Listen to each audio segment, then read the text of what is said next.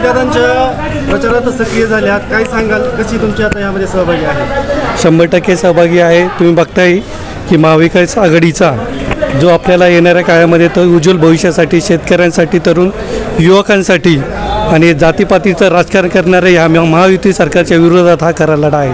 तुम्ही बघताय शेतकऱ्याचे प्रश्न गेले 5 वर्षामध्ये दुधाला भाव नाही, शेतीला हमी भाव नाही आहे, नोकऱ्या सगळ्या गुजरातला चाललेल्या आहेत, सर्वसामान्य तरुण हा बेरोजगार होत चाललेला आहे.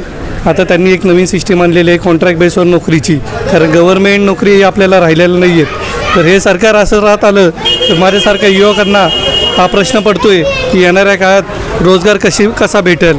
जर MIDCत येणारे मोठमोठे प्रकल्प गुजरातला जाणार असेल तर आमच्या युवकांनी गुजरातला जायचं का? कारण हे येणारं सरकार हे गुजरातच्या सरकारसाठी आपल्याला मतदान करायचं आहे.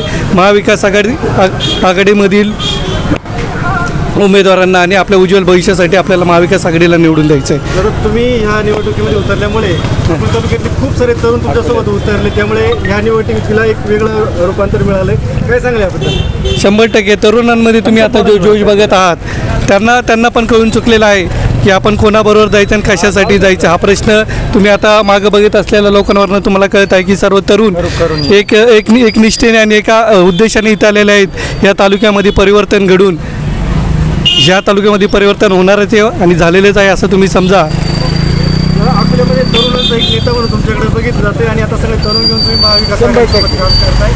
आता यापुढची रणधुमाळी एक दिवस उद्या प्रचाराचं राहिलं आहे, काय तुमचं नियोजन आहे? सर्वांना मतदारांना आव्हान आहे की बघताय की तुम्ही जे 5 वर्षामध्ये एकच आवाज येतो की खूप पैसे आलेले आहेत, खूप पैसे आलेले, पैशाचा खूप वाटप केलं जाईल. तरी पण सर्व मतदारांना एक आव्हान आहे की तुम्ही 5 वर्षाचा विचार करून या तालुक्यामध्ये मतदान करायचं आहे. मी सांगितल्याप्रमाणे शेतकऱ्याला, युवकांसाठी आणि सर्वांसाठी जो प्रश्न आहे त्यासाठी हे मतदान करायचं आहे. कुठल्याही भूलथापाला बळी न पडता आपल्या उज्ज्वल भविष्यासाठी महाविकास आघाडी सरकारला आपल्याला निवडून द्यायचं आहे, हे सर्वांना मी आवाहन करतो.